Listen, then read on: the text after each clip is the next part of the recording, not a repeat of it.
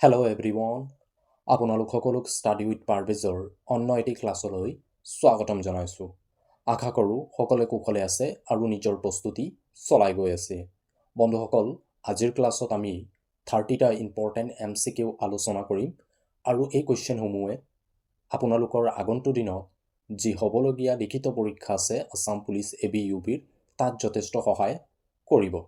আজিৰ এই কুৱেশ্যনকেইটাত কোনে কিমান স্ক'ৰ কৰিছে আমাক কমেণ্ট কৰি জনাবলৈ নাপাহৰিব। তেনেহ'লে আৰম্ভ কৰোঁ আজিৰ কুৱেশ্যনকেইটা। আজিৰ প্ৰথমটো কুৱেশ্যন হ'ল, কোন চনত কেবিনেট মিছন ভাৰতলৈ আহিছিল? উত্তৰ হ'ব 1946 চনত কেবিনেট মিছন ভাৰতলৈ আহিছিল।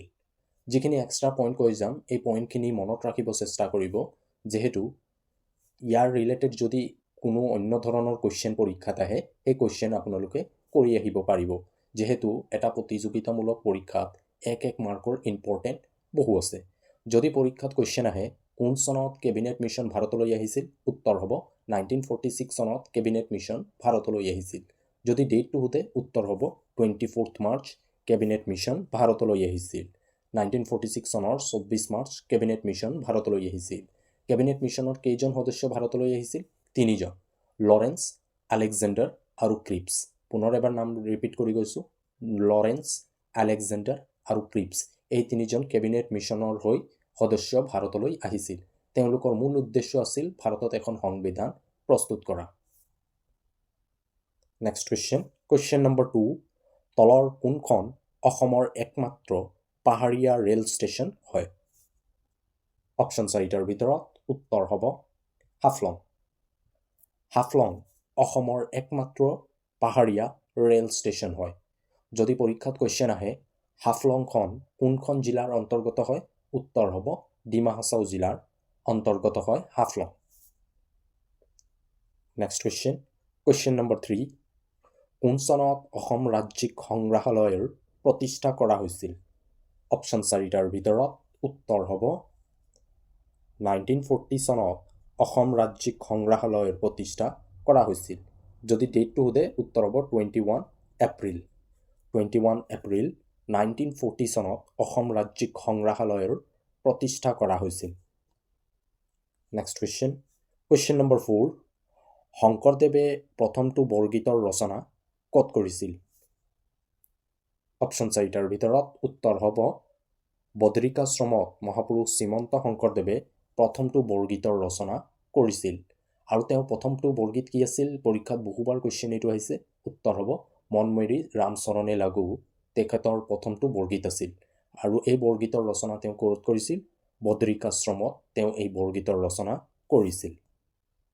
নেক্সট কুৱেশ্যন নম্বৰ 5, কোনজন আহোম স্বৰ্গদেউৰ ৰাজত্ব কালত মীৰ জুমলাই গড়গাঁও দখল কৰিছিল? ইম্পৰ্টেণ্ট কুৱেশ্যন হয়, উত্তৰ হ'ব আহোম স্বৰ্গদেউ চুতামলাৰ ৰাজত্ব কালত মীৰ জুমলাই গড়গাঁও দখল কৰিছিল। চুতামলাৰ হিন্দু নামটো কি আছিল? তেওঁৰ হিন্দু নাম আছিল জয়ধ্বজ সিংহ। তেওঁক ভগনীয়া ৰজা বুলিও কোৱা হয়, যিহেতু মীৰ জুমলাৰ গড়গাঁও আক্ৰমণৰ সময়ত তেওঁ গড়গাঁও এৰি পলায়ন কৰিছিল বাবে তেওঁক ভগনীয়া ৰজা নামেৰে জনা যায়। মীৰ জুমলাই কেতিয়া গড়গাঁও আক্ৰমণ কৰিছিল? 1662 চনত মীৰ জুমলাই গড়গাঁও আক্ৰমণ কৰিছিল। আৰু ইয়াৰ পৰৱৰ্তী সময়ত 1663 চনত ঘিলাজাৰী সন্ধি স্বাক্ষৰ কৰা হৈছিল। এই সন্ধিৰ লগে লগে মীৰ জুমলাৰ এই গড়গাঁও আক্ৰমণৰ অন্ত পৰিছিল। 1662 চনত মীৰ জুমলাই গড়গাঁও দখল কৰিছিল আৰু 63 চনত ঘিলাজাৰী সন্ধি স্বাক্ষৰ কৰা হৈছিল। নেক্সট কুৱেশ্যন নম্বৰ 6, অসমৰ কোনখন চহৰত প্ৰথমবাৰৰ বাবে CNG ষ্টেচনৰ উদ্বোধন কৰা হৈছিল? উত্তৰ হ'ব ডিব্ৰুগড়। ডিব্ৰুগড়ত পোনপ্ৰথমবাৰৰ বাবে অসমত CNG ষ্টেচনৰ উদ্বোধন কৰা হৈছিল। নেক্সট কুৱেশ্যন নম্বৰ 7, ভাৰতে কোনখন ৰাষ্ট্ৰৰ পৰা নীতি নিৰ্দেশাত্মক নীতিৰ ধাৰণাটো গ্ৰহণ কৰিছিল, যাক ইংৰাজীত DPSP direct principal of state policy বুলি কোৱা হয়? এই ধাৰণাটো ভাৰতে কোনখন ৰাষ্ট্ৰৰ পৰা গ্ৰহণ কৰিছে? উত্তৰ হ'ব আয়াৰলেণ্ডৰ পৰা। আয়াৰলেণ্ডৰ পৰা ভাৰতে DPSPৰ ধাৰণাটো গ্ৰহণ কৰিছে। আমেৰিকাৰ পৰা ভাৰতে দুটা বহু গুৰুত্বপূৰ্ণ বিষয় গ্ৰহণ কৰিছে, যিটো বিষয় বহুতো পৰীক্ষাত কুৱেশ্যন আহিছে। প্ৰথমটো হ'ব মৌলিক অধিকাৰৰ ধাৰণা। মৌলিক অধিকাৰৰ ধাৰণাটো ভাৰতে আমেৰিকা যুক্তৰাষ্ট্ৰৰ পৰা গ্ৰহণ কৰিছে। আমেৰিকাৰ বিলছ অফ ৰাইটৰ পৰা ভাৰতে মৌলিক অধিকাৰৰ ধাৰণাটো গ্ৰহণ কৰিছে। ইয়াৰ উপৰিও উপ-ৰাষ্ট্ৰপতিৰ ধাৰণাটো ভাৰতে আমেৰিকা যুক্তৰাষ্ট্ৰৰ পৰা গ্ৰহণ কৰিছে। আফ্ৰিকাৰ পৰা ভাৰতে কি গ্ৰহণ কৰিছে? আফ্ৰিকাৰ পৰা দুটা ইম্পৰ্টেণ্ট বিষয় আছে, পৰীক্ষাত আহে। প্ৰথমটো হ'ব সংবিধান সংশোধনীয় ব্যৱস্থা। আমাৰ যি সংবিধানবোৰ সংশোধন কৰা হয়, এই সংশোধন পদ্ধতিটো ভাৰতে আফ্ৰিকাৰ পৰা গ্ৰহণ কৰিছে। ইয়াৰ উপৰিও আফ্ৰিকাৰ পৰা ভাৰতে ৰাজ্যসভাৰ প্ৰাৰ্থীৰ নিৰ্বাচনৰ ধাৰণাটো গ্ৰহণ কৰিছে। আফ্ৰিকাৰ পৰা দুটা বিষয়, সংবিধান সংশোধনীয় পদ্ধতি আৰু ৰাজ্যসভাৰ প্ৰাৰ্থীৰ নিৰ্বাচন। ব্ৰিটেইনৰ পৰা একক নাগৰিকত্বৰ ধাৰণা আৰু লগতে সংসদীয় ব্যৱস্থাৰ ধাৰণাটো ব্ৰিটেইনৰ পৰা ভাৰতে গ্ৰহণ কৰিছে। Next question. কুৱেশ্যন নম্বৰ 8, কোন চনত মাধৱদেৱৰ জন্ম হৈছিল? অপশ্যন 4টাৰ ভিতৰত উত্তৰ হ'ব 1489 চনত মাধৱদেৱৰ জন্ম হৈছিল। মাধৱদেৱৰ জন্ম ক'ত হৈছিল? লখিমপুৰৰ নাৰায়ণপুৰৰ মাধৱদেৱৰ জন্ম হৈছিল। লখিমপুৰৰ নাৰায়ণপুৰত মাধৱদেৱৰ জন্ম হৈছিল। আৰু পৰীক্ষাত যদি কুৱেশ্যন আহে তেওঁ কোন চনত তেওঁৰ মৃত্যু হৈছিল? উত্তৰ হ'ব 1596 চনত মাধৱদেৱৰ মৃত্যু হৈছিল। 1489 চনত তেওঁৰ জন্ম হৈছিল আৰু মৃত্যু হৈছিল 1596 চনত। Next question.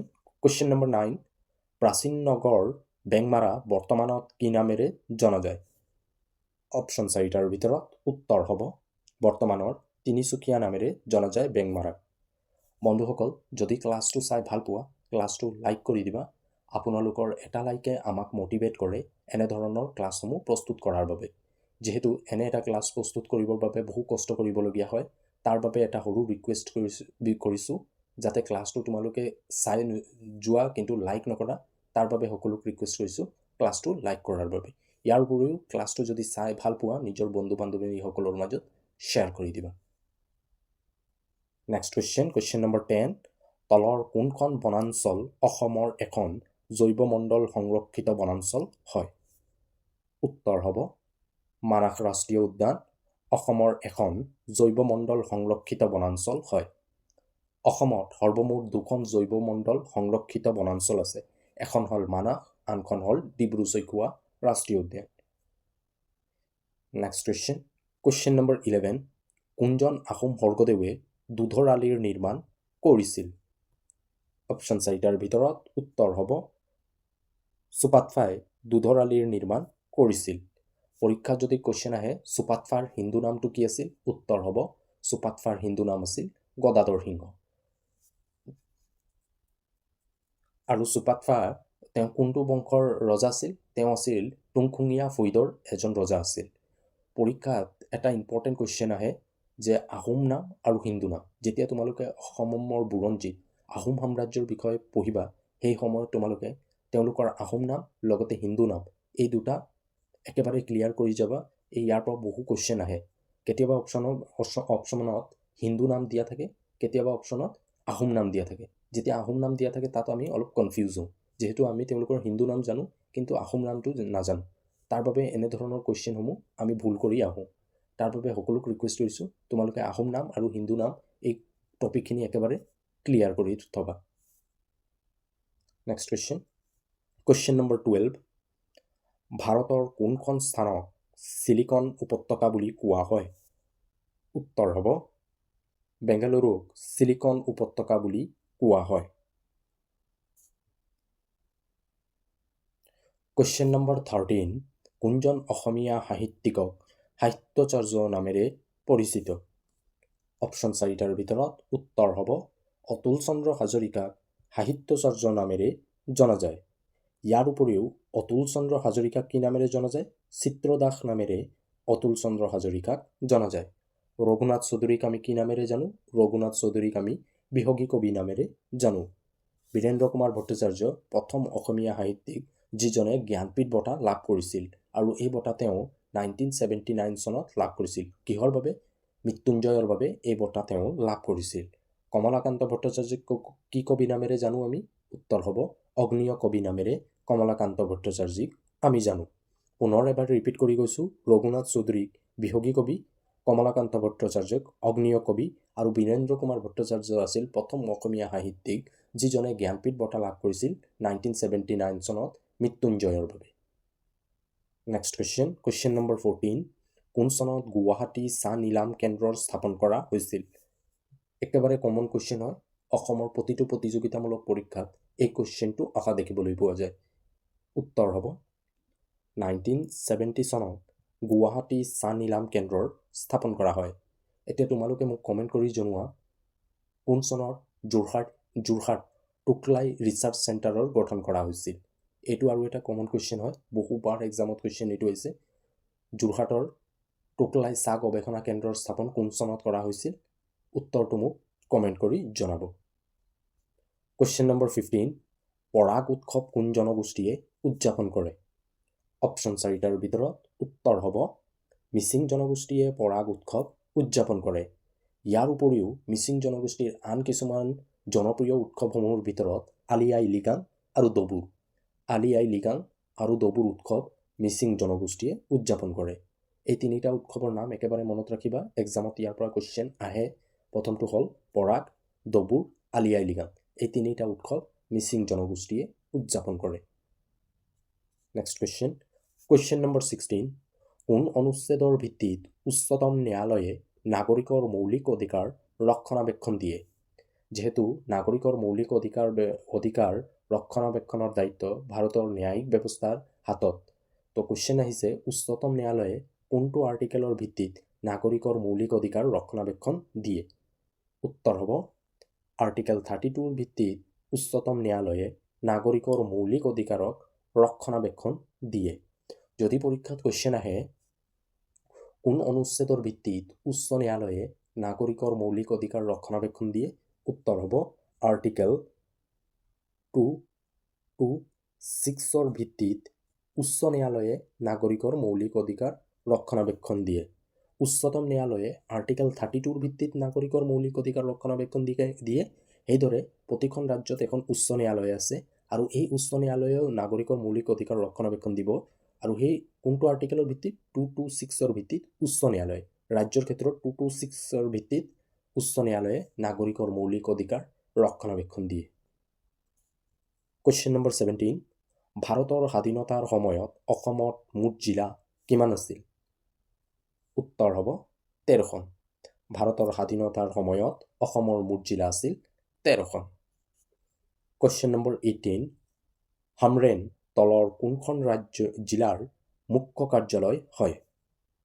উত্তৰ হ'ব পশ্চিম কাৰ্বি আংলঙৰ মুখ্য কাৰ্যালয় হয় হামৰেন।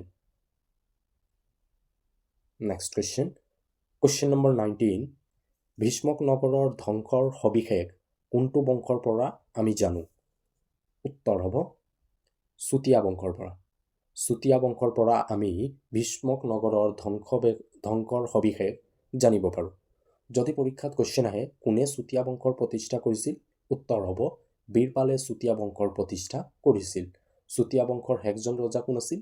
নীতিপাল আছিল চুতীয়া বংশৰ শেষজন ৰজা। পৰীক্ষাত আৰু এটা কুৱেশ্যন আহে চুতীয়া বংশৰ ৰাণীগৰাকীৰ নাম কি আছিল? উত্তৰ হ'ব সাধনী আছিল চুতীয়া বংশৰ ৰাণী আৰু তেওঁৰ বিবাহ নীতিপালৰ লগত হৈছিল। নেক্সট কুৱেশ্যন নম্বৰ 20, কোন চনত IIT গুৱাহাটীৰ প্ৰতিষ্ঠা কৰা হৈছিল? অপশ্যন 4টাৰ ভিতৰত উত্তৰ হ'ব 1994 চনত IIT গুৱাহাটীৰ প্ৰতিষ্ঠা কৰা হৈছিল। বন্ধুসকল, বহুতে মোক কমেণ্ট কৰে যে অসমৰ বুৰঞ্জীৰ ক্লাছ লাগে, ভাৰতৰ ভূগোল, অসমৰ ভূগোল এইসমূহ ক্লাছ লাগে বুলি বহুতে কুৱেশ্যন সোধে। তাৰ বাবে সকলো কৈছোঁ আমাৰ প্লে'লিষ্টত যোৱা, তাত এই সকলো ক্লাছসমূহ আমি ইতিমধ্যে কৰি থৈছোঁ। আপোনালোকে এবাৰ প্লে'লিষ্টত গৈ এই ক্লাছখিনি চোৱা। সকলো ক্লাছৰ প্লে'লিষ্ট আমি বনাই থৈছোঁ, য'ত আমি অসমৰ বুৰঞ্জী, যিটো অসম আৰক্ষীৰ বাবে এটা ইম্পৰ্টেণ্ট টপিক হয়, অসম আৰক্ষীৰ পৰা অধিকাংশই কুৱেশ্যন অসম বুৰঞ্জীৰ পৰা আহে। অসমৰ ভূগোল, অসমৰ কলা সংস্কৃতি, অসমৰ জাতি জনগোষ্ঠীয় উৎসৱ, ইয়াৰ লগতে অসমীয়া সাহিত্য আৰু সাহিত্যিক, লগতে ভাৰতৰ ৰাজনীতি, এই সকলো টপিক আমি কনচেপ্ট লগতে MCQ হিচাপে আলোচনা কৰিছোঁ। সকলোক ৰিকুৱেষ্ট কৰিছোঁ এবাৰ প্লে'লিষ্টত যোৱা আমাৰ, তাত সকলো ক্লাছসমূহ ধুনীয়াকৈ সজাই ৰখা হৈছে। যদি আপোনালোকে এই ক্লাছখিনি নাই চোৱা সকলোক ৰিকুৱেষ্ট কৰিছোঁ এবাৰ এই ক্লাছখিনি চোৱাৰ বাবে। ইয়াৰ উপৰিও এক্সামৰ আগমুহূৰ্তলৈকে আমি আছাম হিষ্ট্ৰীৰ A to Z একেটা ক্লাছতে 200টা या 300টা যিমানো কুৱেশ্যন হয় একেটা ক্লাছতে আমি কমপ্লিট কৰিম আৰু অতি সোনকালে এই ক্লাছটো আহিব, য'ত আমি যিসমূহ কুৱেশ্যন আলোচনা কৰিম এই কুৱেশ্যনসমূহ ভেৰি ভেৰি ইম্পৰ্টেণ্ট হয় আৰু কিছুমান কুৱেশ্যন আমি পুৰণি প্ৰশ্নকাকতসমূহৰ পৰাও আনিব চেষ্টা কৰিম। বহু সোনকালে এই ক্লাছ আহিব। নেক্সট কুৱেশ্যন নম্বৰ 21, লোকসভাত আটাইতকৈ বেছি আসন থকা ৰাজ্যখনৰ নাম কি হয়? উত্তৰ হ'ব উত্তৰ প্ৰদেশ।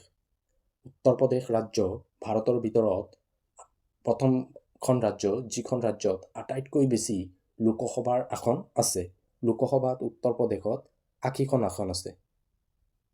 লোকসভাত উত্তৰ প্ৰদেশত 80খন আসন আছে আৰু অসমত যদি লোকসভাৰ আসনৰ সংখ্যা কুৱেশ্যন আহে উত্তৰ হ'ব 14খন। ৰাজ্যসভাত উত্তৰ প্ৰদেশৰ 31খন, অসমত ৰাজ্যসভাৰ 7খন।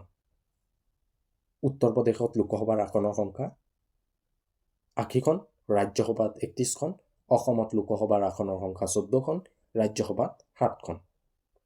নেক্সট কুৱেশ্যন নম্বৰ 22, এজনী জাপানী ছোৱালী গল্পৰ ৰচনা কোনে কৰিছিল? অপশ্যন 4টাৰ ভিতৰত উত্তৰ হ'ব বীৰেন্দ্ৰ কুমাৰ ভট্টাচাৰ্যই এজনী জাপানী ছোৱালী গল্পৰ ৰচনা কৰিছিল। নেক্সট কুৱেশ্যন নম্বৰ 23, অসম চৰকাৰে গঠন কৰা বিশেষ মহিলা কামাণ্ডো বাহিনীৰ নাম কি হয়? উত্তৰ হ'ব বীৰাংগনা। বীৰাংগনা অসম চৰকাৰে মহিলা কামাণ্ডো বাহিনীৰ গঠন কৰিছিল, তাৰ নাম আছিল Birangana. Next question number 24, Bhakra Nangal project কোন নদীৰ ওপৰত নিৰ্মাণ কৰা হৈছে? উত্তৰ হ'ব সতলজ নদীৰ ওপৰত ভাকৰা নাংগল প্ৰজেক্ট নিৰ্মাণ কৰা হৈছিল আৰু এই প্ৰজেক্টে হিমাচল প্ৰদেশ আৰু পাঞ্জাৱক মাজত এই প্ৰজেক্টটো নিৰ্মাণ কৰা হৈছে। এই প্ৰজেক্টটোৰ নিৰ্মাণ সতলজ নদীৰ ওপৰত নিৰ্মাণ কৰা হৈছে। পৰীক্ষাত আৰু এটা কুৱেশ্যন আহে, দামোদৰ ভেলী প্ৰজেক্ট কোন নদীৰ ওপৰত নিৰ্মাণ কৰা হৈছে? উত্তৰ হ'ব দামোদৰ নদীৰ ওপৰত দামোদৰ ভেলী প্ৰজেক্টৰ নিৰ্মাণ কৰা হৈছে। হীৰাকুণ্ড প্ৰজেক্ট কোন নদীৰ ওপৰত নিৰ্মাণ কৰা হৈছে? উত্তৰ হ'ব মহানদীৰ ওপৰত হীৰাকুণ্ড প্ৰজেক্টৰ নিৰ্মাণ কৰা হৈছে আৰু এই প্ৰজেক্টটো উৰিষ্যাত অৱস্থিত। পুনৰ এবাৰ কৈ গৈছোঁ, দামোদৰ ভেলী প্ৰজেক্ট দামোদৰ নদীৰ ওপৰত আৰু হীৰাকুণ্ড প্ৰজেক্ট মহানদীৰ ওপৰত। নেক্সট কুৱেশ্যন নম্বৰ 25, NRCৰ সম্পূৰ্ণ নাম কি হয়? অপশ্যন 4টাৰ ভিতৰত উত্তৰ হ'ব নেশ্যনেল ৰেজিষ্টাৰ অফ চিটিজেন্স। NRCৰ সম্পূৰ্ণ নাম হয় national register of citizens. Next question number 26, উচ্চতম ন্যায়ালয়ৰ মুখ্য ন্যায়াধীশক কোনে নিয়োগ কৰে? অপশ্যন 4টাৰ ভিতৰত উত্তৰ হ'ব ৰাষ্ট্ৰপতি। ৰাষ্ট্ৰপতিয়ে উচ্চতম ন্যায়ালয়ৰ মুখ্য ন্যায়াধীশক নিয়োগ কৰে। ভাৰতৰ সংবিধানৰ পাৰ্ট 5ত আৰ্টিকেল 124ৰ পৰা 147 লৈ উচ্চতম ন্যায়ালয়ৰ গঠন ক্ষমতা আৰু কাৰ্যৱলীৰ বিষয়ে বৰ্ণনা কৰা হৈছে। ভাৰতৰ উচ্চতম ন্যায়ালয়ৰ মুখ্য ন্যায়াধীশক ভাৰতৰ ৰাষ্ট্ৰপতিয়ে নিৰ্বাচন কৰা হয়। ভাৰতীয় উচ্চতম ন্যায়ালয় ব্যৱস্থা এজন মুখ্য ন্যায়াধীশৰ লগতে 7জন মুখ্য ন্যায়াধীশৰ ভিত্তিত প্ৰথম অৱস্থাত উচ্চতম ন্যায়ালয়ৰ বিচাৰ প্ৰক্ৰিয়া চলিছিল, কিন্তু বৰ্তমান সময়ত এজন মুখ্য ন্যায়াধীশৰ লগতে 33জন আন ন্যায়াধীশৰ ভিত্তিত উচ্চতম ন্যায়ালয়ৰ বিচাৰ প্ৰক্ৰিয়া পৰিচালন কৰা হয়। ভাৰতত প্ৰথমবাৰৰ বাবে ৰেগুলেটিং এক্ট 1773ৰ ভিত্তিত কলিকাতাত ভাৰতত প্ৰথমবাৰৰ বাবে উচ্চতম ন্যায়ালয়ৰ গঠন কৰা হৈছিল। পৰৱৰ্তী সময়ত এই ন্যায়ালয় ব্যৱস্থা কলিকাতাৰ পৰা দিল্লীলৈ স্থানান্তৰিত কৰা হৈছিল। নেক্সট কুৱেশ্যন নম্বৰ 27, কোনটো বংশৰ শাসনকালত ভাৰতৰ ইতিহাসৰ সোণালী যুগ বুলি কোৱা হয়? উত্তৰ হ'ব গুপ্ত বংশৰ শাসনকালত ভাৰতৰ ইতিহাসক সোণালী যুগ বুলি কোৱা হয়, কাৰণ এই বংশৰ শাসনকালত ভাৰতৰ কলা সংস্কৃতি সকলো দিশত বিকাশ হৈছিল। তাৰ বাবে এই বংশৰ শাসনকালত ভাৰতৰ ইতিহাসৰ সোণালী যুগ বুলি কোৱা হয়। যদি পৰীক্ষাত কুৱেশ্যন আহে কোনে গুপ্ত বংশৰ প্ৰতিষ্ঠা কৰিছিল? উত্তৰ হ'ব শ্ৰীগুপ্ত। শ্ৰীগুপ্তই ভাৰতৰ গুপ্ত বংশৰ প্ৰতিষ্ঠান কৰিছিল। যদি পৰীক্ষাত কুৱেশ্যনত অপশ্যনত শ্ৰীগুপ্ত দিয়া নাথাকে, কেৱল চন্দ্ৰগুপ্ত 1 দিয়া থাকে, তেনেহ'লে উত্তৰ হ'ব চন্দ্ৰগুপ্ত 1এ ভাৰতত গুপ্ত বংশৰ প্ৰতিষ্ঠা কৰিছিল।